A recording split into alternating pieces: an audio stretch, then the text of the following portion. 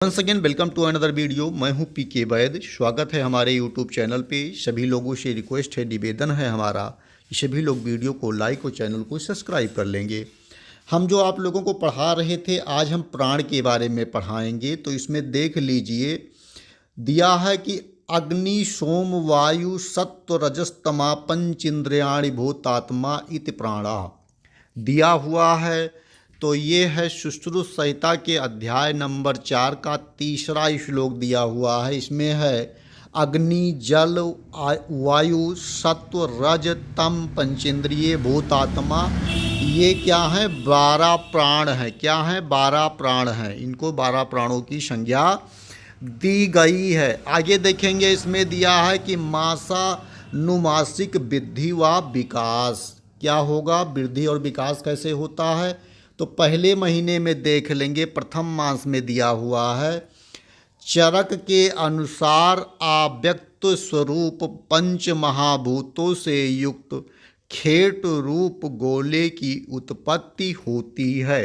चरक जी ने कहा है, क्या कहा है? कि पंच महाभूत से युक्त खेट युक्त गोले की उत्पत्ति होती है। प्रथम मास की बात हो रही, पहले महीने में जब बच्चा जो है माँ के गर्भ में आता है, उसकी बात चर्चा चल रही है। द्वितीय देख लेंगे तो दूसरा, इसमें महर्षि सुश्रुत जी ने क्या कहा है? सुश्रुत ने कहा है कि कालल की उत्पत्ति होती है। ये चीज़ें इन्होंने बताया। तो यहाँ हम लोग पढ़ेंगे चरक और सुश्रुत के बारे में कि चरक ने क्या कहा है और सुश्रुत ने क्या कहा है। अब देखेंगे आगे चल के जो है द्वितीय मास में क्या है। तो सभी आचार्यों के अनुसार गर्भ घन का रूप धारण करता है। किसका रूप धारण करता है? घन का रूप धारण करता है। पहला होगा पिंड स्वरूप, यानी जो है पुत्र के रूप में होगा, और पेशी स्वरूप पुत्री होगी। आबुर्द स्वरूप जो है आपका नपुंसक पैदा होगा। ये चीज़ें आप लोग ध्यान रखेंगे, कई बार एग्जाम में पूछा जा चुका है, महत्वपूर्ण होता है। विस्तृत विस्तार से आप लोगों को मैं पढ़ा रहा हूँ। आगे देखेंगे तृतीय मास में क्या होता है। तो तृतीय मास की चर्चा करेंगे। आचार्य चरक ने इंद्रियों व अंग अवयवों की उत्पत्ति एक साथ मानी है। आचार्य चरक ने इंद्रियों और अंग अवयवों की उत्पत्ति एक साथ मानी है। सुश्रुत जी क्या कहते हैं इसके ऊपर, उनका क्या विचार रहा, इसको भी जानना जरूरी होगा। तो सुश्रुत के अनुसार तृतीय मास में 2 हाथ 2 पैर 1 सिर, इस प्रकार पंच पिंडिकाओं की उत्पत्ति होती है। 2 हाथ हो गए, 2 पैर हो गए, 4 और 1 सिर का निर्माण हुआ, यानी पंच पिंडिकाएँ। कितना हुआ टोटल?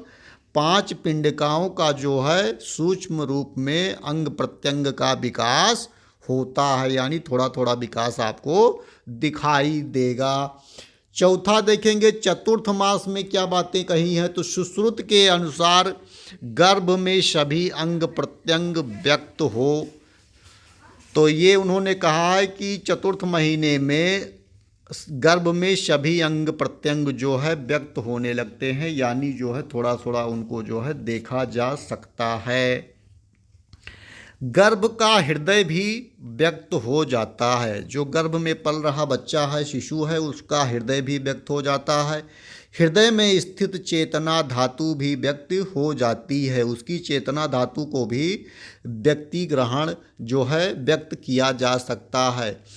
गर्भिणी को दैहार्दनी कहते हैं। चरक के अनुसार गर्भ को हृदय व्यक्त हो जाने पर स्थिरत्व को प्राप्त हो जाता है। जब हृदय का विकास हो जाएगा तो वो स्थिरत्व को प्राप्त हो जाएगा। ये महर्षि चरक जी कहते हैं। सभी लोग ध्यान से पढ़ेंगे। 5वें महीने में पंचम मास की चर्चा कर लेंगे। पंचम मास में देखेंगे, पंचम मास में मन का बुद्धि के साथ संपर्क होकर ज्ञान ग्रहण की प्रक्रिया शुरू हो जाती है। एक बार दोबारा देखेंगे, पंचम मास में मन का बुद्धि के साथ संपर्क हो जाना, ग्रहण करने की क्रिया शुरू हो जाती है। ज्ञान ग्रहण करने लगता है बच्चा 5वें महीने में।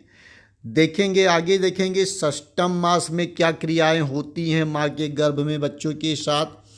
सुश्रुत के अनुसार बुद्धि की उत्पत्ति होती है। महर्षि सुश्रुत जी कहते हैं कि बुद्धि की उत्पत्ति होती है।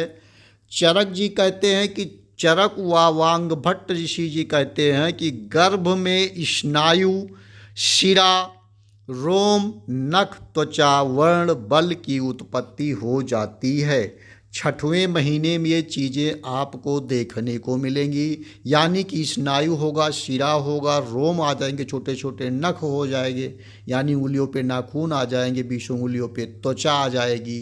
वर्ण कैसा है, काला है कि जो है पीत वर्ण है, कैसा है, ये सारी चीज़ें। और बल भी आ जाता है, बच्चे में थोड़ा सा बल की उत्पत्ति हो जाती है। सातवें माह की चर्चा करेंगे। सप्तम मास में क्या बातें बताई हैं। आचार्य चरक के अनुसार गर्भ में सभी भाव पूर्णतया वृद्धि को प्राप्त हो जाते हैं। सातवें महीने में बच्चा जो है पूर्णतया वृद्धि को लगभग प्राप्त हो जाता है। सुश्रुत जी कहते हैं कि सुश्रुत के अनुसार गर्भ के सभी अंग प्रत्यंग तथा उसके विशिष्ट सुस्पष्ट हो जाते हैं, सुस्पष्ट हो जाते हैं कि कैसे इसका हाथ होगा, पैर होगा, लड़की है कि लड़का है, ये सारी चीज़ें जो है माँ के गर्भ में सुस्पष्ट हो जाता है सातवें महीने में।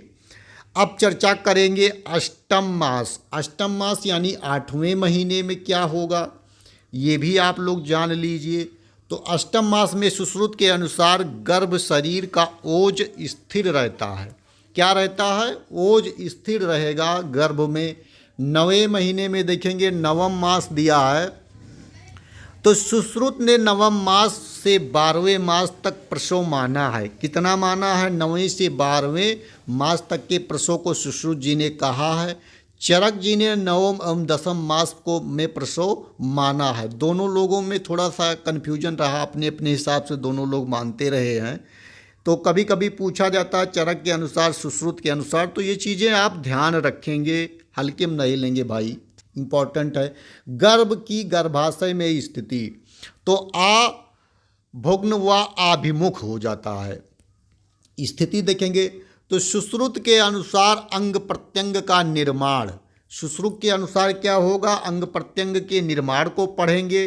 तो इसमें दिया है आनत्र, गुद व बस्ती, रक्त कफ से प्रसाद से पित्त का पाचन होकर वायु प्रविष्ट करे, वायु प्रविष्ट कर जाता है जो है। दूसरा देखेंगे पेशी का मांस खंड में प्रवेश व विभाजन कर। शिराएं क्या होंगी, मेद का स्नेह भाग लेकर मृदुपाक होने पर। स्नायु क्या होता है, तो स्नायु में शिराओं का खर व पाक होकर होता है। आशय क्या है, प्रत्यंग के बीच प्रवेश कर सतत अभ्यास से, इससे जो है होता है। छठवां क्या है, त्वचा, शुक्र शोणित के संयोग से बाद दूध के मलाई जैसी परत हो जाती है। क्या हो जाती है, दूध के मलाई की जैसी परत हो जाती है, छठवां जो है। सातवां देखेंगे इसमें दिया है कला, धातु व आशय के बीच की परत होती है, इसे जाएंगे। आठवां देखेंगे यकृत और प्लीहा, रक्त से संबंधित होता है, इसे ध्यान रखेंगे। और 9वां देखेंगे फुसफुस, रक्त के फेन से इसका संबंध है। 10वां देखेंगे उड़ूक, जो है रक्त के किट से इसका संबंध निर्धारित किया गया है। ये चीज़ें इसमें आप सभी लोग ध्यान रखेंगे। आगे देखते हैं कि आगे क्या क्या बातें बताई गई हैं। 11 नंबर पे आपको देखने को मिलेगा जिह्वा। अब जिह्वा का कफ रक्त व मांस से है। 12 नंबर पे देखेंगे वृक्क दिया है रक्त व मेद के प्रसाद से। 13 नंबर पे दिया है वृषण, वृषण में आपका आएगा मांस रक्त कफ मेद के प्रसाद से।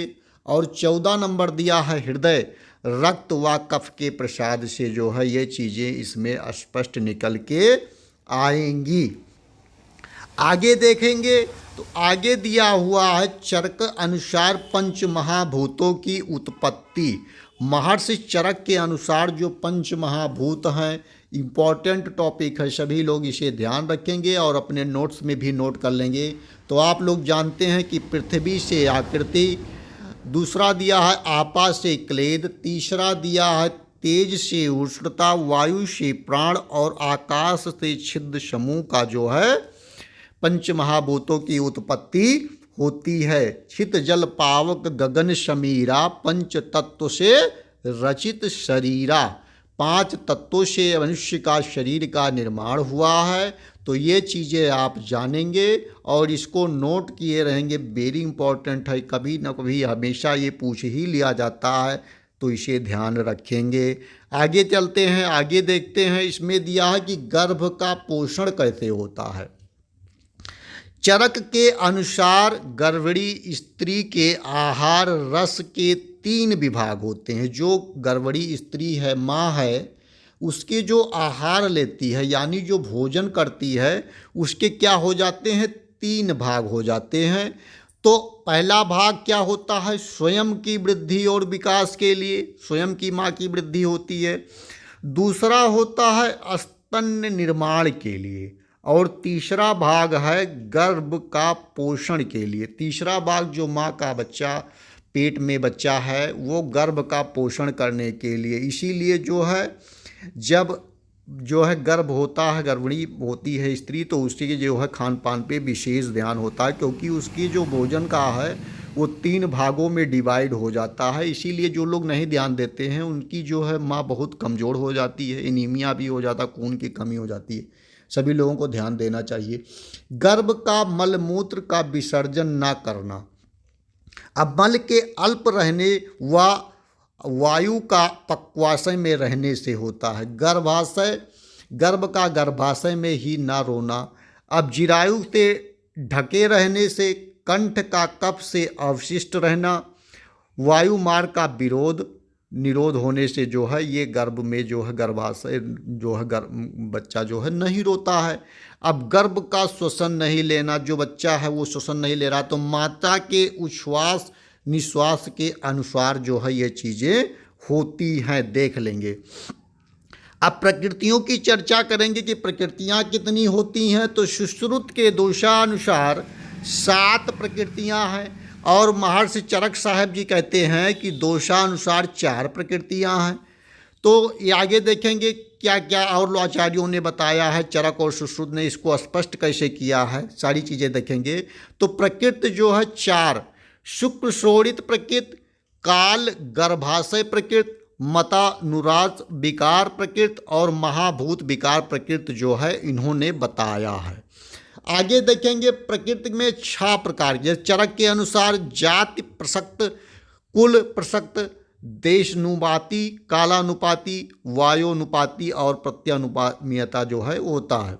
महर्षि वाग्भट ऋषि जी कहते हैं कि उपयुक्त 6वां के बाद बल प्रसक्तता आ जाती है। ये जो है उन्होंने भी कह दिया है महर्षि वाग्भट ने। अब उसके आगे की चर्चा करेंगे। तो प्रकृतियाँ क्या बताई गई हैं, 3 कहा है, हीन, मध्य और उत्तम। हीन, मध्य और उत्तम।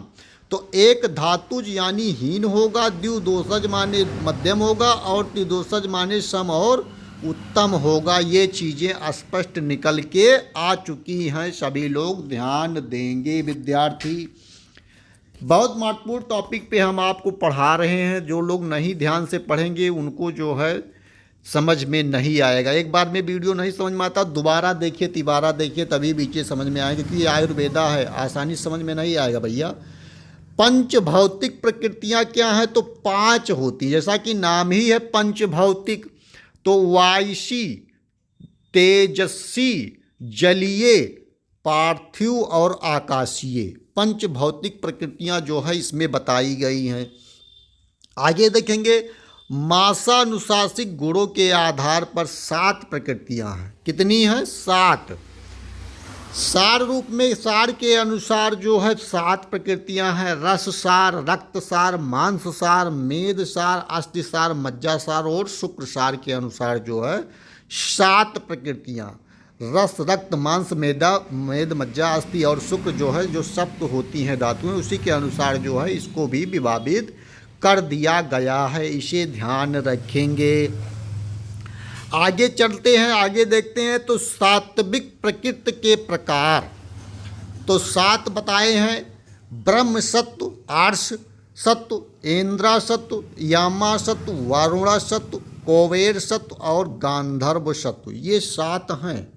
इसे ध्यान रखेंगे। आगे चलेंगे, आगे देखेंगे तो राजस प्रकृति के प्रकार। अब राजस प्रकृति के प्रकारों की चर्चा करेंगे तो इसमें 6 बताया है। असुर, राक्षस, पैशाच, सर्प, प्रेत और शाकुन, ये जो है 7 जो है प्रकार, 6 प्रकार बताया गया है। असुर, राक्षस, पैशाच, सर्प, प्रेत और शाकुन, 6 प्रकार की राजस प्रकृतियां 6 प्रकार की बताई गई हैं। तामस देखेंगे, राजस के बाद तामस की नंबर आएगा, जाहिर सी बात है। तो तामस प्रकृतियां कितनी है? जस्ट आधा, यानी 3 हो गई हैं। तो इसमें वो पशु, मत्स्य और वनाप्रतस्य ये हो जाएगा, इसे ध्यान रखेंगे। अब बाह्य प्रत्यंग में क्या बातें कही गई हैं, ध्यान देंगे विद्यार्थी। तो बाह्य प्रत्यंग जो है महर्षि सुश्रुत जी कहते हैं कि 53 है। कितने हैं? 53 की संख्या में इन्होंने बता दिया है। तो अव्यानंतरण प्रत्यंग में क्या बातें हैं, सुश्रुत के अनुसार हम लोग चर्चा करेंगे। पहले सुश्रुत की देखेंगे, उसके बाद में और लोगों को देखेंगे। तो सुश्रुत जी ने कहा है कि त्वचा 7 है। सुश्रुत जी ने क्या कहा है कि त्वचा 7 है, कला 7 है, आशय 7 है, धातुएं 7 हैं, अस्थियां 300 हैं, संधियां 210 हैं, स्नायु 900 हैं, पेशियां 500 हैं, शिराएँ 700 हैं, धमनियां 24 हैं और मर्म जो है 107 है, दोष 3 है और मल 3 है। बहिर्मुख स्त्रोत जो है 9 बताए हैं, कंडराएँ 16 बताए हैं, जाल 16 है, कुचिकाएँ 6 हैं, रज्जु 4 हैं, शिवनियाँ 14 हैं और अस्थि संघात जो है 14 है, सीमांत 14 है, योग वायु स्त्रोत 22 है और आत्र जो है 2 है। प्राणों का आश्रय स्थान कितना बताया है? तो इसकी संख्या जो है 10 बता दी। कितनी बताई है? 10 बताया है। अब 10 में क्या है? 2 शंख प्रदेश, 3 मुख्य मर्म और हृदय बस्ती व शिरा जो है बताया। तो इस मिला के जो है क्या संख्या में हो गई? 10 की संख्या इन्होंने चर्चा बताया। तो उसके बाद है कंठ है, रक्त है, शुक्र, ओज, गुदा के प्राणायतन, ये है। अब देखेंगे प्राण। प्राण में क्या है? 12 की चर्चा करी है। तो अग्नि, सोम, वायु, सत्व, रज, तम, पंच इंद्रिया और भूत आत्मा। प्राण कितने हैं? 12। अग्नि, सोम, वायु, सत्व, रज, तम, पंच इंद्रिय और भूत आत्मा जो है 12 प्राणों का वर्णन किया गया है। अब हम लोग चर्चा करेंगे धातुओं की। धातुओं की चर्चा करेंगे, हम पहले भी आपको पढ़ा चुके हैं। तो धातुओं की उत्पत्ति कैसे होती है इसकी चर्चा करें तो 7 बताया इन्होंने। आहार से, आहार रस से रस का निर्माण हुआ, रस से रक्त का और रक्त से जो है मांस का, मांस से मेद का, मेद से अस्थि का और अस्थि से मज्जा का निर्माण होता है और मज्जा से शुक्र का और शुक्र से जो है गर्भ की उत्पत्ति होती है और रक्त रस धातु से स्तन्य व आर्तों का निर्माण होता है। ये चीज़ें बहुत महत्वपूर्ण है भैया, इसे ध्यान से देख लेंगे, कई बार पूछा जा चुका है, इसको ध्यान रखेंगे, याद होना चाहिए, जबान पे होना चाहिए। चीज़ें क्या होनी चाहिए? जबान पे होना चाहिए, वेरी इंपॉर्टेंट है। एक बार दोबारा दिखा देता हूँ, पढ़ा देता हूँ आप लोगों को कि धातुओं की उत्पत्ति जो है कैसे हुई है। 7 बताया। कितना बताया? 7 बताया है। आहार रस से जो है रस का निर्माण हुआ, रस से रक्त का निर्माण, रक्त से मांस का निर्माण, मांस से मेद का निर्माण, मेद से अस्थि का निर्माण और अस्थि से क्या हो रहा है? मज्जा का निर्माण और मज्जा से शुक्र और शुक्र से गर्भ की उत्पत्ति और रस धातु से जो है स्तन्य व आर्तों का निर्माण होता है। इसे ध्यान रखेंगे, इम्पॉर्टेंट है, कई बार पढ़ाया भी हूँ, ध्यान देंगे सभी लोग। आगे चर्चा करेंगे विद्यार्थियों, ये चीज़ें जो मैं पढ़ा रहा हूँ कहीं आपको मिलेगा नहीं, इतने स्पष्ट ढंग से मैं आपको रक्त, कंडरा व शिरा है, मांस जो है वसा व पंच तत्व त्वचा है, मेद से स्नायु है, अस्थि से दंत है, मज्जा से केश है, स्नायु और शुक्र से ओज है। चरक ने ओज को शुक्र का उपधातु कहा है। चरक ने शुक्र ओज को क्या कहा है? उपधातु की संज्ञा दे दी है महर्षि चरक जी ने। ये सब इम्पोर्टेंट चीज़ें हैं, तो सभी लोग ध्यान से पढ़ेंगे विद्यार्थी। आगे देखेंगे तो इसमें हम चर्चा करेंगे मलों की उत्पत्ति की। क्या करेंगे? चर्चा मलों की उत्पत्ति की चर्चा करेंगे। तो अन्न का मल बिड व मूत्र है, रस का मल कफ है, रक्त का मल पित्त है, और मांस का मल वायमुख स्त्रोत का मल है, और मेद से जो है स्वेद का निर्माण होता है, अस्थि से जो है नख, रोम और केश का निर्माण होता है, मज्जा से आँख का मल व त्वचा का स्नेहन करने का काम जो है उसका निर्माण होता है। शुक्र से ओज का निर्माण होता है, और ओज को आचार्य वांग भट्ट ने शुक्र का मल कहा है। क्या कहा है? शुक्र का मल कहा है। ये चीज़ें भी आप लोग ध्यान रखेंगे। वांग भट्ट ऋषि ने, आचार्य ने ओज को शुक्र का मल कहा है, ध्यान देंगे, इम्पोर्टेंट है भैया। अब देखेंगे आशय। तो पुरुष शरीर में कितने हैं? 7 बताया है। वाताशय, पित्ताशय, कप्पाशय, आमाशय, पक्वाशय, रक्ताशय, मूत्राशय। कितने हैं आशय भैया? 7 बताया है। 7 वाताशय, पित्ताशय, कफाशय, आमाशय, पक्वाशय, रक्ताशय, मूत्राशय। ये है मनुष्य में, पुरुष में। अब स्त्री में क्या है? स्त्री में 10 है, पुरुष में 7 है, स्त्री में 10 है। उपयुक्त 7 के बाद गर्भाशय और 2 स्तनाशय जो है इसमें आपका बढ़ेगा तो 10 हो जाएगा। 7 ये, 1 8 गर्भा और 2 ये 10 होंगे। आगे चर्चा करेंगे आशयों में। तो अस्थि संधियाँ क्या हैं? अस्थियों की संधियों की चर्चा हम लोग इसमें करेंगे। तो 210 की चर्चा किया गया। कितना है? 210। अब शाखाओं में 68 होती हैं। मध्य शरीर में संधियाँ जो होती हैं, अस्थियों की संधियाँ 59 हैं, और सिरा व ग्रीवा में 83 होती हैं। ये आप ध्यान रखेंगे, अधिकतर पूछ लिया जाता है, इम्पोर्टेंट है भैया। स्नायु की चर्चा करेंगे। तो स्नायुओं की संख्या कितनी है? 900 की संख्या में है। उत्पत्ति मेद धातु से हुई है। स्नायु की उत्पत्ति किससे हुई है? मेद धातु से।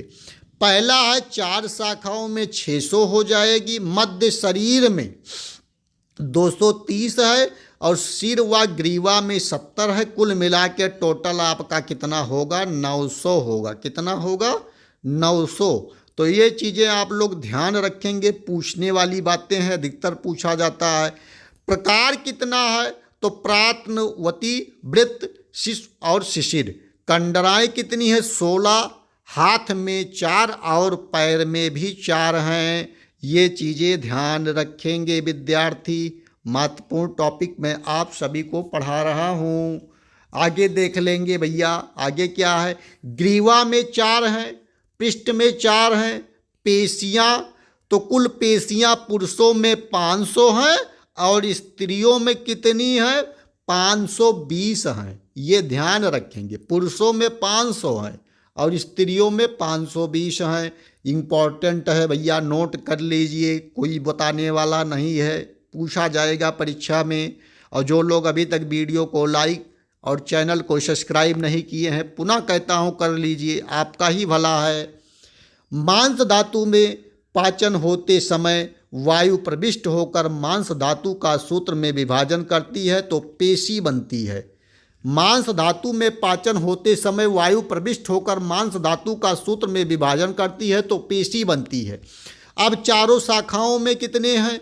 ये 100 गुणे 4, तो ये 400 हो जाती है। मध्य शरीर में 66 है, ग्रीवा व सिर में 34 है। कुल मिला के टोटल आपका बना है 500। स्त्री में 20 पेशियाँ अधिक होती हैं, दोनों स्तनों में 5-5 यानी 10 होती हैं, और इसके बाद अप्रत्यय पथ में जो है 4 होती हैं, बाह्य 2 और अभ्यंतर 2 होती हैं। और गर्भछिद्र में आश्रित 3 होती हैं, शुक्र तो प्रदेश स्थान में 3 होती हैं। कुल मिला के 20 हो जाती हैं, बढ़ जाती है, यानी 520 स्त्रियों में हो जाती हैं।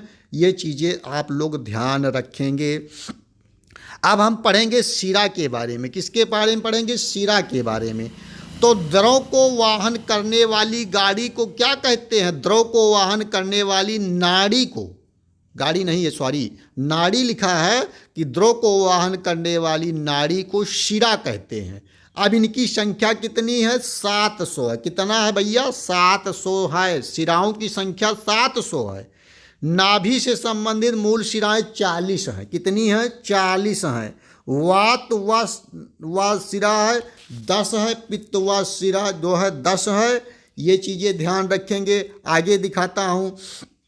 कफ व शिरा 10 है। रक्त व शिरा 10 है। वात स्थान में 175 है। पित्त स्थान में 175 है। कफ स्थान में 175 है। रक्त व शिरा में 175 है। शाखाओं में और में शिरा में 24 × 4 यानी 100 है। और मध्य शरीर में 34 है। ग्रीवा व सिर में 41 है। पित्त व शिराएं नेत्र में 10 है। कर्ण में 2 हैं। ये चीज़ें आप लोग ध्यान रखेंगे। हम जो है इसको बता दिए हैं। अब वर्ण के अनुसार तो वारुण शिरा में वात का वाहन करता है। क्या करता है? वात का वाहन करने का काम करता है। इसे ध्यान रखेंगे विद्यार्थी। नीला शिरा जो है पित्त का वाहन करता है। श्वेत शिरा कफ का वाहन करता है। रोहिणी शिरा रक्त का वाहन करता है। ये चीज़ें ध्यान रखेंगे भैया, इम्पोर्टेंट है। धमनी की बात करेंगे तो जिसमें धमन की प्रक्रिया हो या स्पंदन हो उसे धमनी कहते हैं। जिसमें धमन की प्रक्रिया हो या प्रास्पंदन हो करे उसे धमनी कहते हैं। अब कितनी संख्या में है? 24। कितनी संख्या में है? 24 24 की संख्या में है। अब ऊर्ध्व दिशा में 10 है। अधो दिशा में 10 है। तिर्यक दिशा में 4 है। अब बाह्यमुखी स्तोत्रक पुरुषों में जो है 9 है। स्त्रियों में 12 हैं। स्त्रियों में कितने हैं? 12 हैं। पुरुषों में 9 है। बाह्यमुखी स्तोत्रक भी पूछा जाता है। पुरुषों में 9 है, स्त्रियों में 12 है। कान में 2 है। नेत्र में 2 है। मुख में 1 है। नासा में 2 है। गुदा में 1 है। शिश्न में 1 है। टोटल कितना हुआ? 9 पुरुषों में आ गई। स्त्रियों में है शिश्न के स्थान पर मूत्र प्रशेषक 2 हैं। चूचक व 1 योनि मार्ग 12 स्तोत्रक हो जाते हैं। तो टोटल कितना हो जाता है? 12 की संख्या में हो जाते हैं। ध्यान रखेंगे विद्यार्थी, बहुत महत्वपूर्ण टॉपिक है। आगे चलते हैं। योगवाही स्त्रोत में देखेंगे 11 वाम व दक्षिण भागों में 12 स्त्रोत होते हैं। प्राण व स्त्रोत, अन्न व स्त्रोत, उदक व स्त्रोत, रस व स्त्रोत, रक्त व स्त्रोत, मांस व स्त्रोत, मेदो व स्त्रोत, शुक्र स्त्रोत, मूत्र व स्त्रोत, पुरीश व स्त्रोत और स्वेद व स्त्रोत जो है होगा। इसे ध्यान रखेंगे। अब अनत्र क्या है? 2 है। लघु अनत्र व बृहद अनत्र। अब अस्थि संघात कितने? 14 हैं। कितना है भैया? 14 हैं। सीमांत में 14 सुश्रुत बताया गया है और सुश्रुत जी ने बताया है 14 सीमांत में, और महर्षि वांग भट्ट जी ने बता दिया 18। तो दोनों में 4-4 का डिफरेंस है। अब जाल कितने हैं? 16। मांस रज्जु 4 है। सीवनी 7 है। कूर्च जो है 7 है। और मर्म की संख्या 107 बता दिया गया है। ये चीज़ें भी ध्यान रखेंगे।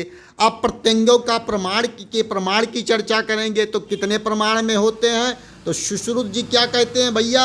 सुश्रुत के अनुसार जो है प्रमाण कितना है? उर में 32 से 50 अंगुल गोलाई होती है और 18 अंगुल लंबाई होती है। विषण 2 अंगुल लंबाई होती है। शिश्न 4 अंगुल लंबाई होती है। ऊर्ध्व शाखा दिया है 24 अंगुल लंबाई होती है। प्रकोष्ठ 16 अंगुल की लंबाई में होता है। और हस्तल जो है 6 अंगुल की लंबाई में होता है। ये चीज़ें आप लोग ध्यान रखेंगे विद्यार्थी, महत्वपूर्ण है। बार बार नहीं पढ़ाया जाएगा भैया। एक बार मैं आपको पढ़ा रहा हूँ, जो बातें नहीं समझ में आ रही दोबारा आप वीडियो को देखेंगे। उर में 18 अंगुल की चौड़ाई होती है। स्त्री श्रोणी में 18 अंगुल की चौड़ाई होती है। पुरुष किट में 18 अंगुल की चौड़ाई होती है। ये चीज़ें आप लोग ध्यान रखेंगे। अब अंजलि प्रमाण जो है चरक के अनुसार में पढ़ लेंगे कि अंजलि प्रमाण जो है चरक जी ने क्या बताया है। चीज़ें इंपॉर्टेंट होने वाली हैं, सभी लोग ध्यान से देखेंगे। तो इसमें हम दिखा रहे हैं, आपको पढ़ा रहे हैं, क्रमांक 1 में देख लीजिए। तो द्रव्य नाम जो है उसमें दिया है अंजलि, जो उदक होगा 10 की संख्या में होगी। आहार रस में 9 होगा।